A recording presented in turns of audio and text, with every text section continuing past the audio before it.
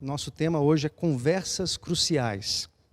E nós temos abordado esse tema, de outras formas. Hoje, por exemplo, na escola dominical, nós abordamos o tema discipulado e algo que nós temos conversado bastante nesses últimos dias, porque nós temos entendido a necessidade de falarmos mais. Embora aqui na igreja nós, desde 2016, temos falado sobre esse tema, foi quando nós criamos as nossas primeiras células, começamos a estudar sobre esse tema, nós avançamos bastante, mas ainda precisamos compreender o que significa ser um discípulo de Jesus e ser um discipulador, ajudar outras pessoas. E o aspecto muito importante do discipulado é quando nós entendemos que o discipulado só faz sentido quando nós treinamos pessoas para que elas façam com outras aquilo que nós estamos fazendo com elas. Jesus fez isso, não é? Jesus, e aí eu quero que você veja, o Vinícius está aqui na câmera, mas depois você passa o slide lá, fazendo um favor, você vai ver que nós temos várias formas de fazer o discipulado, e Jesus usou essas várias formas. A primeira delas, com as multidões. Depois ele trabalhava com um grupo menor, o grupo menor dos discípulos, e também trabalhava com encontros individuais. Todos esses encontros tinham um objetivo muito claro, que era levar os seus discípulos, levar essas pessoas à missão, a fazer a obra, a fazer o trabalho de evangelização com outros. Então, uma forma de nós sabermos se nós de fato somos discípulos de Jesus, e aqui é importante que se diga, nem todos são, é nós olharmos para nós e verificarmos, será que nós de fato estamos fazendo discípulos? Nós estamos passando para outras pessoas aquilo que nos foi ensinado, e nós precisamos concentrar as nossas forças na tarefa de fazer discípulos. Foi isso que Jesus nos mandou fazer, e foi isso que ele nos ensina no ministério dele, quando ele também tinha as multidões, confrontava as multidões, mas tinha ali com os seus discípulos um grupo mais restrito, onde ele se relacionava com eles. E é exatamente nessas conversas em grupos menores e também encontros individuais que nós verificamos que Jesus tinha conversas cruciais, conversas contundentes. E é sobre isso que eu gostaria de falar com você aqui nessa noite, porque muitas vezes nós tentamos fugir dessas conversas cruciais, nós tentamos escapar de conversas que confrontam a gente. Mas eu quero que você, em nome de Jesus, entenda que não é possível nós vivermos o discipulado bíblico sem que a palavra exposta a nós, por meio de um discipulador, por meio de um líder de célula, por meio de alguém que caminha conosco, não falar conosco e mudar áreas da nossa vida. Então é impossível nós nos relacionarmos com Deus e não termos conversas cruciais. E é importante dizer que muitas vezes nós temos uma percepção errada de Jesus. E se eu te perguntasse se Jesus te convidasse nesse momento, nessa noite, entrasse aí na sua casa e falasse, vem cá, vamos trocar uma ideia, e tivesse um encontro pessoal, individual com você, como é que você imaginaria que seria esse encontro com Jesus? Talvez você imagine Jesus como alguém manso, sereno, alguém que iria ter uma conversa leve, tranquila com você, não é? Cheio de amor, cheio de carinho. E às vezes é essa percepção que a gente tem de Jesus, um cara paz e amor, um tipo hippie, assim, bem tranquilão. Mas, queridos, não é essa a imagem que a Bíblia nos apresenta sobre Jesus. A imagem que a Bíblia nos apresenta sobre Jesus é de alguém oposto. Tem um texto que eu gosto bastante lá em Mateus 16, 14, em que Jesus está conversando com os seus discípulos. E ele pergunta para eles assim, quem o povo está dizendo que eu sou? E os discípulos respondem. Uns estão dizendo que o Senhor é o Elias, outros estão dizendo que é João Batista e outros estão dizendo que é Jeremias. Repare que os discípulos e as pessoas estavam comparando Jesus com profetas de escolas proféticas de Israel extremamente contundentes. Compararam Jesus com Elias, com Jeremias, com João Batista, que falavam veementemente, confrontavam. E foi exatamente com essas pessoas que Jesus foi comparado. Então é importante a gente pensar nisso, porque às vezes nós queremos frequentar uma igreja, nós queremos fazer parte de um grupo menor, mas não queremos que a palavra nos confronte. E eu gostaria que você pensasse nisso. É impossível, querido, é impossível nós nos relacionarmos com Deus sem sermos confrontados, sem sermos totalmente expostos pela verdade e isso mudar áreas da nossa vida. É muito importante que você entenda isso. Jesus teve encontros individuais, encontros privados com algumas pessoas e todos esses encontros houve confronto. Você lembra da mulher samaritana, João capítulo 4, Jesus naquela conversa, ele acolhe, ele é amoroso com ela, mas chega um momento que ele confronta, fala verdades para ela. É assim também com Nicodemos, no capítulo 3 de João. Nicodemos vai ter uma conversa a sós com Jesus, e no meio da conversa, Jesus começa a confrontar aquele religioso. Fala, você precisa nascer de novo, você precisa nascer da água e do Espírito. Nós precisamos ter conversas cruciais, meus irmãos. Conversas cruciais com pessoas que caminham conosco. E quando nós temos conversas cruciais, nós temos duas opções. A primeira delas é aceitar, nos arrepender e corrigir o erro. E a outra opção é simplesmente negarmos e resistirmos àquela instrução e fugimos. E infelizmente nós vemos muitas pessoas que às vezes se aproximam da igreja, se aproximam de um grupo pequeno, mas quando começa um confronto, quando nós começamos a falar de áreas que precisam ser transformadas, nós costumamos falar que essa pessoa espana, essa pessoa sai. E é uma opção. E eu gostaria de olhar com você um texto bíblico que está lá em Marcos, no capítulo 10. Queria que você abrisse a sua Bíblia aí, que vai falar Jesus conversando com um jovem rico. E essa conversa nos revela uma série de princípios importantes do nosso relacionamento com Jesus. Enquanto você abre, eu vou tomar uma água. Marcos, capítulo 10, e nós vamos ler a partir do versículo de número 17.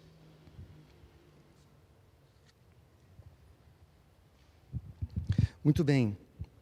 Você pode abrir a sua Bíblia, mas pode também acompanhar na tela, tá bom? E eu vou ler e vou fazer umas pausas para a gente comentar, tá bom? Para a gente falar um pouquinho sobre isso que nós estamos lendo. Então o versículo 17 diz assim: quando Jesus ia saindo, um homem correu em sua direção, pôs-se de joelhos diante dele e lhe perguntou: bom mestre, que farei para herdar a vida eterna? Aqui começa esse diálogo. Jesus estava ali com seus discípulos e de repente aparece esse jovem, mais para frente nós vamos ver que era um jovem rico, com muitas posses, e ele se aproxima de Jesus de uma forma veemente, de uma forma faminta, vamos dizer assim. Um jovem rico que se prostra diante de Jesus, ele se ajoelha, é isso que o texto diz. E aqui nós vemos que esse menino, esse rapaz rico, começou muito bem. Ele procurou a pessoa certa, e procurou do jeito certo. Ele procura Jesus e se prostra diante de Jesus. É muito importante nós entendermos que o fato de nós nos prostrarmos é algo muito significativo, especialmente naquela época.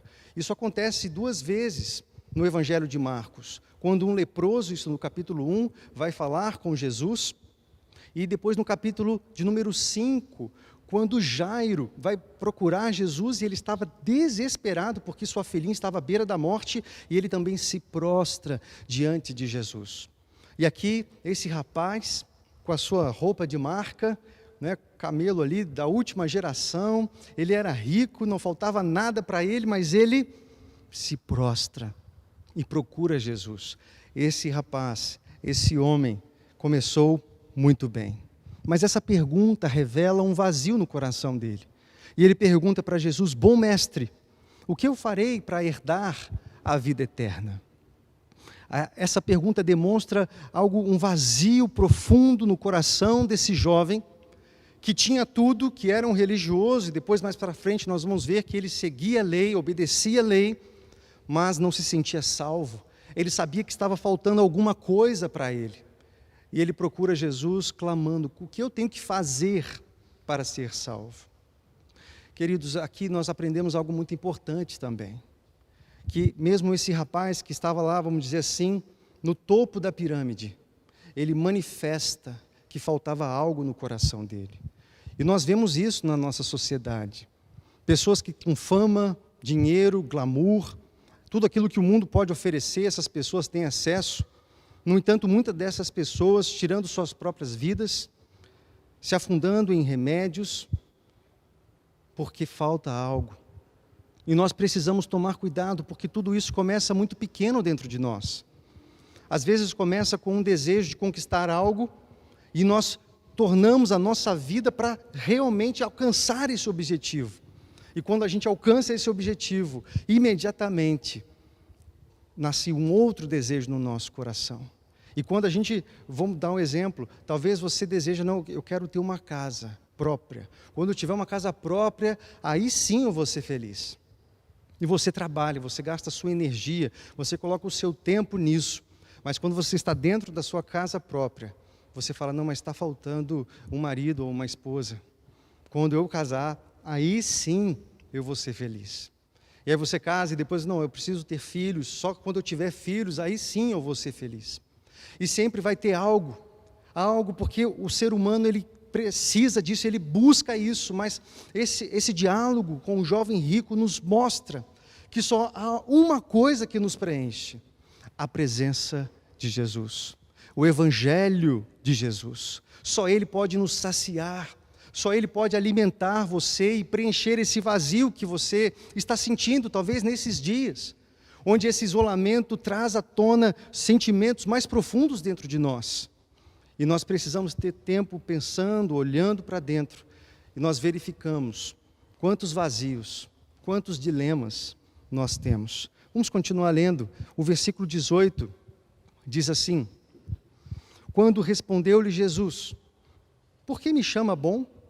Ninguém é bom, a não ser um, que é Deus. Jesus dá essa resposta para esse jovem rico. Primeiro ele chama Jesus, bom mestre, o que farei para herdar a vida eterna? E aqui a primeira canelada que Jesus dá nesse homem, nessa conversa importante que ele tem com esse jovem rico. E a primeira coisa que ele diz é, ninguém é bom. Por que você está me chamando de bom? Bom é só Deus. E aqui Jesus já está mostrando para aquele jovem que não há em nós nada que pode nos salvar. Nós não somos bons.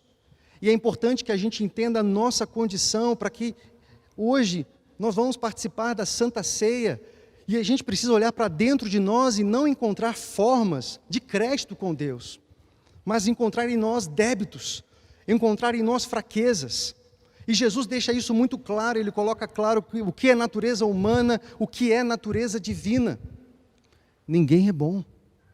Ele olha nos olhos daquele jovem e diz, ninguém é bom, a não ser um, que é Deus. Muitas vezes nós nos achamos bons o bastante para conseguir algo diante de Deus. E a pergunta desse jovem revela isso, quando ele pergunta, o que eu devo fazer para herdar a vida eterna? Já é um sinal de que ele achava que precisava fazer algo para merecer algo de Deus. No entanto, nós entendemos, querido, que a nossa salvação vem mediante a graça de Jesus sobre nós. Quando você chegar no céu, lá na eternidade, se perguntarem para você assim, por que eu deveria deixar você entrar? O que você responderia? Talvez você poderia responder assim, mas eu frequentava a igreja, eu nunca fiz nada, assim, um grande pecado, nunca fiz nada tão errado, não é? Eu era um bom homem. Resposta errada. Qual é a resposta certa para essa pergunta? Eu devo entrar aqui, porque eu criei na palavra de Jesus.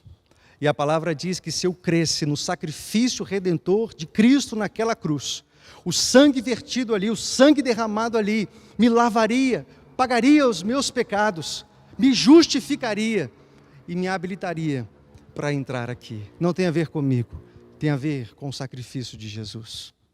E é importante que você entenda isso, especialmente nessa noite de Santa Ceia, querido irmão, querida irmã, onde nós muitas vezes erramos, quando as pessoas olham para dentro delas e falam, não, hoje eu posso tomar a ceia, porque olha, eu estou em dia, eu li a Bíblia, eu orei, eu fiz isso, eu fiz aquilo, hoje eu posso.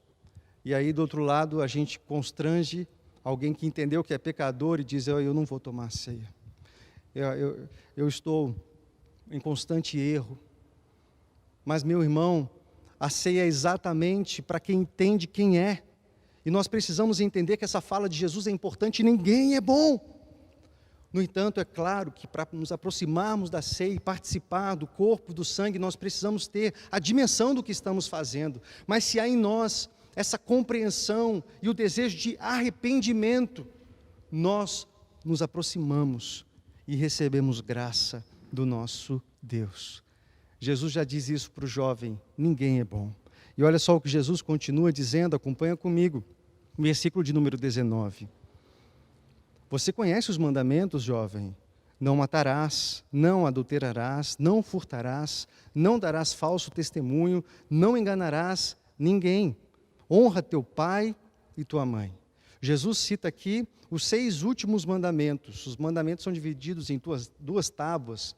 A primeira tábua trata da relação do homem com Deus, a relação vertical do homem com Deus. E os 6 últimos mandamentos tratam da relação horizontal do homem com o próximo. E são exatamente esses mandamentos que Jesus cita para aquele jovem rico.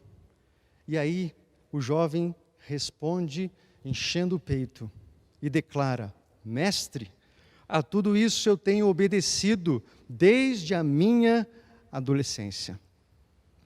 Mais uma vez, esse jovem agora aqui talvez estufa o peito, dizendo, será que é só isso então? Então eu estou garantido, porque eu faço tudo isso. Isso tudo eu cumpro desde a minha adolescência. E aqui, meu irmão, é algo que nós precisamos compreender. A resposta de Jesus tem amor, mas tem conflito, tem confronto. Tem graça, mas tem verdade. E esse é o ponto que eu quero ministrar para você nessa noite, porque muitas vezes nós fugimos de relacionamentos que nos expõem à verdade. E olha só o que acontece no versículo de número 21. Jesus olhou para ele e o amou. E Jesus disse, mas falta-lhe uma coisa. Primeiro Jesus ele olha nos olhos daquele jovem rico, autossuficiente, confiando na sua performance religiosa. Olha com amor. Mas logo depois disso, vem um confronto. Vem uma palavra dura. Uma coisa falta para você, jovem. E nós vamos ver aqui o que Jesus falou para ele. Nós precisamos entender essas duas coisas. Entender que Jesus se manifesta com graça, mas se manifesta com verdade. Aí eu tenho 2 versículos para mostrar isso para você. O primeiro lá em João, no capítulo 1, versículo 14. Diz assim, aquele que é a palavra tornou-se carne e viveu entre nós. Vimos a sua glória, glória como do unigênito vindo do Pai, cheio de graça e de verdade. Jesus se manifesta com graça, mas se manifesta com verdade. O segundo texto que eu quero ler com você, Efésios 4,15, diz assim, antes, seguindo a verdade em amor, cresçamos em tudo naquele que é a cabeça, Cristo Jesus.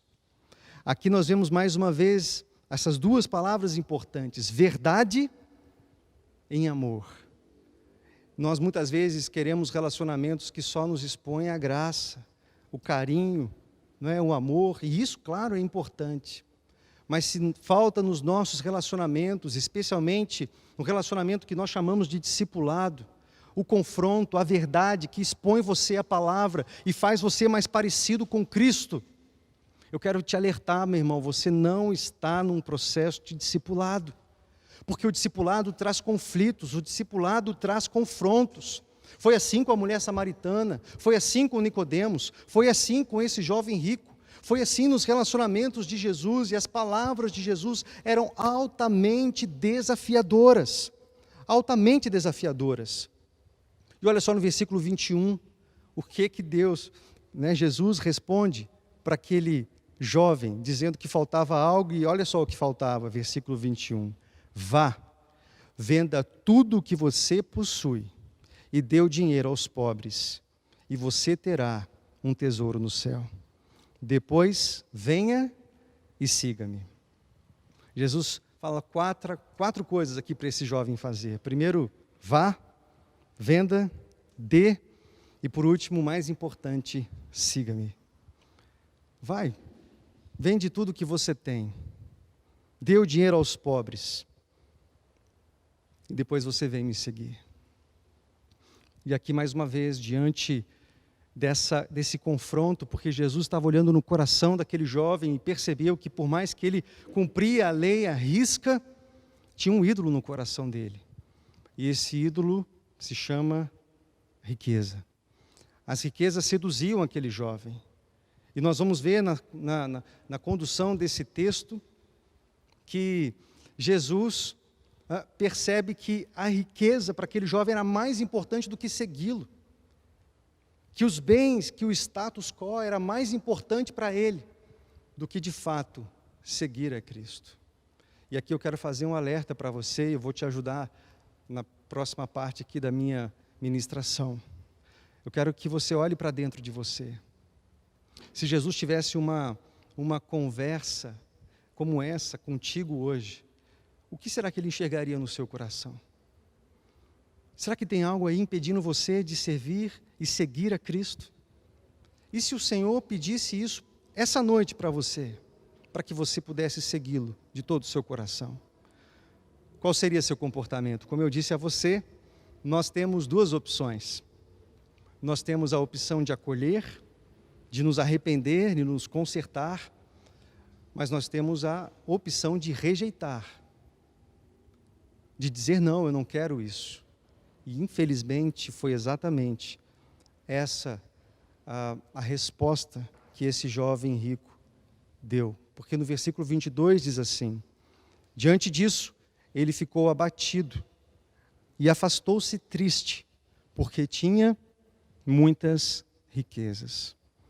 Muitas riquezas é o nome do ídolo do coração desse rapaz. O ídolo que impediu esse jovem de viver a maior aventura que ele poderia na história, ao lado de Jesus.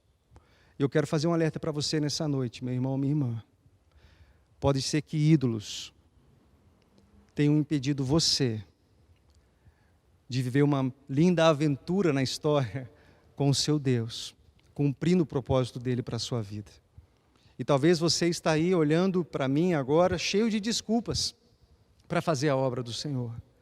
Eu não posso fazer a obra agora porque sabe como é, eu preciso estudar. Sabe como é, eu preciso trabalhar, eu trabalho muito. Poxa, não vai dar agora, sabe por quê? Porque eu estou trabalhando muito, eu preciso comprar um carro novo, uma casa nova. Talvez você esteja cheio de desculpas, mas eu quero te trazer um alerta que lá no fundo, na verdade, existe um ídolo. Existe um ídolo. E se você não tirar esse ídolo e entender que Jesus precisa governar na sua vida, você nunca vai ter felicidade completa, nunca vai ter propósito pleno, assim como esse jovem. Tem um texto lá em Eclesiastes que fala que Deus colocou a eternidade, o desejo de conhecer a eternidade no coração do homem, sem que esse possa descobrir as coisas que aconteceram no início até o fim. Há um desejo dentro de nós, há um vazio, algo que nós ansiamos pela eternidade. Meu irmão, isso só pode ser satisfeito em Deus. E nós cremos no sacrifício de Jesus, na mensagem do Evangelho que diz que mesmo que nós fechemos os nossos olhos para a história, nós vamos abri-los para a eternidade. Vamos abri-lo diante do Senhor, passar a eternidade com Ele. Essa é a mensagem do Evangelho.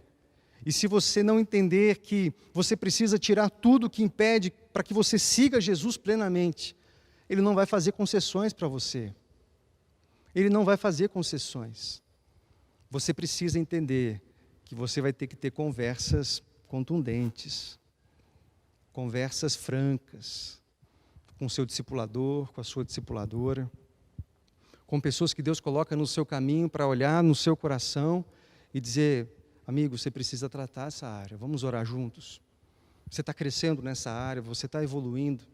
Porque o discipulado é um relacionamento que leva a gente a um crescimento espiritual. não é só amor.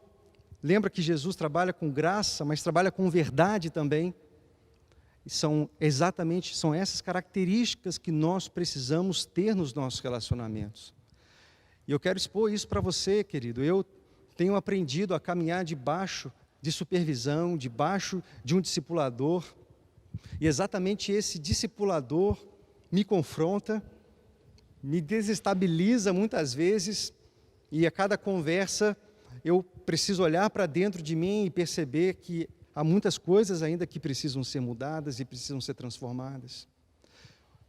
Mas isso tem me abençoado tanto quando eu me coloco debaixo de uma cobertura e permito que o meu relacionamento não se resuma apenas em amor, carinho e graça, mas também avance para um tempo de verdade, um tempo de confronto, um tempo de reflexão profunda, que nos leva a crescer, nos leva à maturidade. E eu quero estimular você, estimular toda a igreja, esteja debaixo da supervisão de alguém. Se você ainda não tem um discipulador, uma discipuladora, fale com o seu líder de célula, procure ele, preste contas para ele. Ninguém pode ficar autônomo, independente, não existe isso no Evangelho. Nós precisamos dessas conversas. Nós precisamos dessas conversas para poder avançar. Essa foi a estratégia de Jesus. E Jesus, quando olha no coração do jovem rico, percebe que existia aquele ídolo. E aqui eu vou finalizar falando um pouquinho sobre a questão da idolatria na pós-modernidade, no tempo em que nós vivemos. Se Jesus olhar no seu coração nessa noite, será que ele encontra ídolos aí? E se Jesus falasse com você assim como falou com o jovem rico, dizendo: vá, entrega isso e siga-me. Vá, deixa essas suas amizades e siga-me. Vá e deixa esses caminhos tortos que você está tomando e siga-me. Vá e deixa essas suas decisões que só te levam para longe de mim e siga-me. Qual seria a sua postura? Qual seria a sua resposta? Vá, abra mão, renuncie tudo isso e siga-me. Qual seria? Talvez ele peça na área financeira. Vá, renuncie isso, essas riquezas, e eu vou te dar a maior riqueza de todas. Qual seria a sua resposta? Será que a sua resposta seria como a do jovem rico? O texto diz que ele fica abatido, se entristece e vai embora, porque tinha muitas riquezas. Quantas pessoas têm ido embora de uma célula, por exemplo, porque talvez não gostou de um confronto, não gostou de uma palavra, mas, meu irmão, quero te alertar, abrir seus olhos, é isso que te faz crescer. Não fuja desses relacionamentos, porque são essas pessoas que realmente amam você. Quem só passa a mão nas suas costas, dá tapinha nas suas costas, não quer perder a sua amizade, falando verdades para você. Então valorize seu discipulador, valorize seu líder de célula, comece a honrar seu líder, comece a honrar sua líder, porque ela ora por você, ele ora por você, ele quer cuidar de você. E nós muitas vezes temos uma postura errada, uma postura fechada, uma postura de total bloqueio. Mas quem perde nessa história? Você. E que em nome de Jesus, você possa se abrir para essas conversas e desnudar o seu coração. O que seria um ídolo? E aqui eu quero ser rápido aqui para te levar a uma reflexão. O ídolo é qualquer coisa mais fundamental do que Deus para a sua felicidade, sentido na vida ou identidade. Um ídolo tem uma posição de controle tão grande em seu coração que você é capaz de gastar com ele a maior parte de sua paixão, energia, recursos financeiros e emocionais sem pensar duas vezes. Uma forma boa de saber onde está o teu coração e se tem ídolos aí é só você ver onde você tem colocado o seu dinheiro. Onde você tem colocado os recursos financeiros que Deus tem colocado para que você cuide, né? Para que você administre. O dinheiro é dele, mas ele permitiu que você tivesse com essas quantias, mas um dia você vai ajustar contas com ele, vai prestar contas com ele sobre esse valor. Aonde está o seu tesouro, ali está o seu coração. Aonde está o teu tempo, aquilo que você está semeando, isso revela o Deus que você serve. E quantos de nós, meus irmãos, aqui, eu quero fazer até esse desabafo, nós como igreja, nós arrecadamos migalhas. Se nós tivéssemos essa compreensão por parte da igreja, nós arrecadaríamos no mínimo o dobro do que nós arrecadamos hoje. No mínimo o dobro daquilo que nós arrecadamos hoje. Mas nós retemos para alimentar ídolos, para alimentar nossos sonhos egoístas. Nós retemos, porque na verdade o nosso coração não é do Senhor. Nós teríamos no mínimo o dobro de células, de pessoas que se posicionam dizendo: eu quero fazer, eu quero ir, conte comigo, eu quero estar debaixo de um discipulado, eu quero cuidar de outros. Eu quero participar desse processo de ser e fazer discípulos. Mas nós temos dificuldades de encontrar pessoas para cuidar dos jovens, dos bebês espirituais. Chegam bebês espirituais na igreja, pessoas que precisam de todo tipo de ajuda, e poucos líderes que entenderam o processo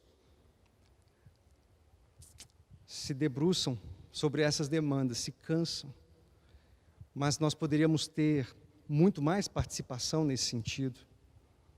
Mas talvez a razão de que isso não aconteça é que muitos de nós estamos ocupados demais com os nossos ídolos, com os nossos negócios pessoais. Jesus não está preocupado se você é um religioso. Esse jovem era. Ele cumpria tudo à risca. Você viu que ele disse: eu cumpro todos esses mandamentos desde a adolescência. Talvez você diga: eu vou na igreja desde que eu nasci. Nunca saí da igreja, nunca fiz nada tão grave. É importante, meu irmão, que você entenda nessa noite, o Senhor está sondando o seu coração. Será que tem ídolos aí? O que pode ser um ídolo no seu coração? Família, filhos, carreira, dinheiro, conquistas, aprovação das pessoas, respeito, reconhecimento social, relacionamento amoroso, aprovação dos colegas, competência, habilidade, circunstâncias seguras e confortáveis, beleza, inteligência. Talvez quando você conquiste, você diz assim: quando eu conquistar uma dessas coisas, aí eu vou ter identidade, aí eu vou ser feliz. Por isso eu vou me desgastar para conquistar cada uma dessas coisas. Nós não percebemos que estamos idolatrando algo ou alguém até termos que escolher entre essa coisa e Deus. Se o Senhor sondasse o teu coração e te pedisse: abre mão essa noite, para de dar desculpas e sinalize o seu desejo de seguir a Jesus, qual seria a sua atitude? De aceitação e arrependimento, ou de repulsa, ou de resistência? Meus irmãos, não resistam, porque esse chamado é um chamado de Jesus para que você viva o discipulado genuíno. E o que nós temos visto é muitas pessoas resistindo, se fechando e sofrendo sozinhas, porque não entenderam que nesse caminho perto de Jesus não existe independência, existe interdependência. Nós precisamos uns dos outros, nós precisamos estar vulneráveis para levantar áreas vulneráveis da nossa vida e pedir ajuda. E é por isso que nós precisamos dessas conversas, que desnudam o nosso coração. Por último, acompanha só essa frase: conversas cruciais têm o poder de desnudar os bastidores da nossa alma. Quando isso acontece, nós temos essas duas opções: arrependimento ou resistência. Qual é o seu comportamento nessa noite, meu irmão? Essa palavra constrange você e leva você a um lugar de arrependimento, onde você diz: é verdade, meu dinheiro está indo para o ralo, e eu passo o mês e digo para Deus: eu não tenho uma oferta para te dar. Será mesmo? E eu aqui não estou falando de valores, porque aquela viúva deu 2 moedinhas e foi a que deu mais, porque adorou o Senhor com aquela quantia, porque era tudo que ela tinha. Ela honrou a Deus. Será que você tem honrado a Deus? Ou você tem separado e guardado o seu dinheiro para cumprir os seus sonhos egoístas? Ou você entendeu que a sua vida é do Senhor e você não tem nada a fazer a não ser cumprir a missão que Ele te deu? Mas o caminho para isso, meu irmão, é entender que nós precisamos de conversas cruciais. Se você não tem uma pessoa que nós chamamos de discipulador ou discipuladora, que confronta você e tem conversas cruciais com você, você precisa se abrir para isso em nome de Jesus. Eu confesso a você que eu comecei a experimentar isso 1 ano e meio, 2 anos. Isso tem sido libertador para mim. E eu jamais poderia discipular alguém se eu não vivesse, se eu não fosse discípulo de Jesus. Não importa quanto tempo você tem de igreja, não importa a sua caminhada, o quanto você sabe da Bíblia, se abra em nome de Jesus. Procure uma célula, porque nós acreditamos nas células, porque são esse ambiente em que nós nos relacionamos em menos pessoas e podemos abrir o nosso coração, confiar áreas da nossa vida mais profundas com alguém que nós confiamos ali, com o líder de célula, com a líder de célula, em conversas cruciais, em conversas individuais. E ali nós somos desnudados, nos tornamos vulneráveis e colocamos a nossa vida à disposição para obedecer a Jesus. Como discípulo de Jesus, qual é a conversa crucial que hoje Ele está tendo com você? Qual conversa crucial Jesus teria com você essa noite? O que será que Ele está vendo aí no seu coração, que é uma desculpa esfarrapada há anos para você não fazer a obra? Como discípulo de Jesus, como você tem reagido diante das conversas cruciais? Você tem acolhido? Ou você tem ido embora? Você tem resistido? Infelizmente, nós vemos muitas pessoas resistirem. Elas ouvem uma palavra crucial, uma conversa crucial e dizem: eu não quero isso para a minha vida não. Quem é essa pessoa para falar assim comigo? E elas vão embora, assim como esse jovem rico foi embora e perdeu a oportunidade de servir a Jesus, de passar a história dele, semeando na maior obra que a terra já viu. Talvez você esteja perdendo essa mesma oportunidade. Como discípulo de Jesus, você precisa ir ao encontro de um amigo, de um discipulador, uma discipuladora, e estabelecer com ele uma conversa crucial. Se você não tem essa pessoa, querida, em nome de Jesus, eu quero desafiar você a procurar essa pessoa. Capítulo 5 do livro de Tiago diz que quando nós confessamos os nossos pecados uns aos outros, nós somos curados. Quando nós confessamos a Deus, nós somos perdoados. Aleluia, glória a Deus por isso. Mas quando nós confessamos uns aos outros, quando nós abrimos e colocamos para fora aquilo que estamos vivendo, nós somos curados. E quantas pessoas precisam de cura na igreja? Quantas pessoas estão machucadas com o sistema, com o método, se machucaram até com a célula, se machucaram com os ministérios da igreja, e elas se afastaram, elas resistem hoje. Se abra novamente em nome de Jesus. Permita que Deus faça essa obra na sua vida. Amém?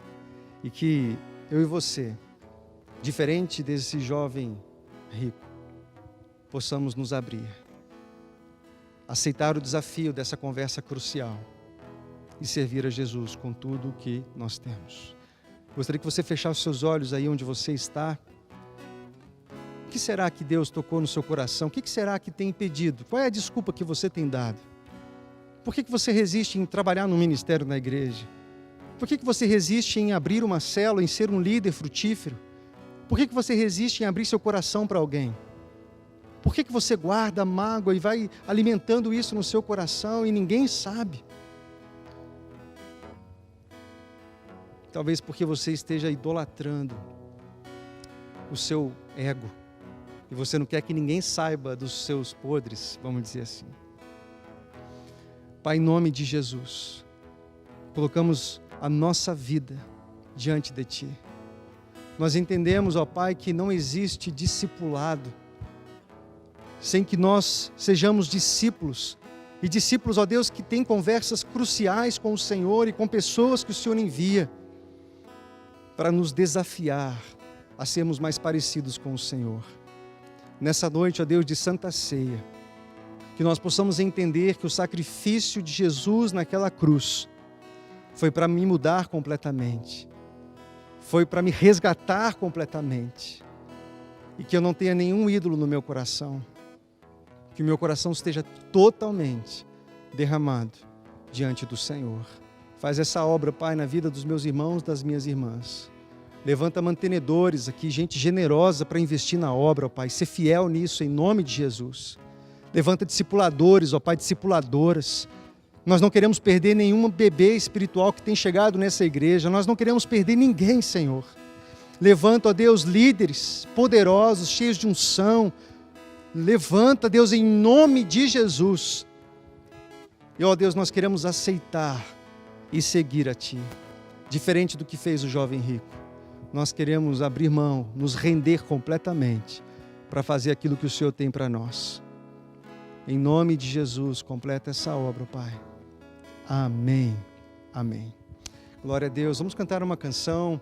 Adore ao Senhor e continua sendo ministrado pelo Espírito Santo.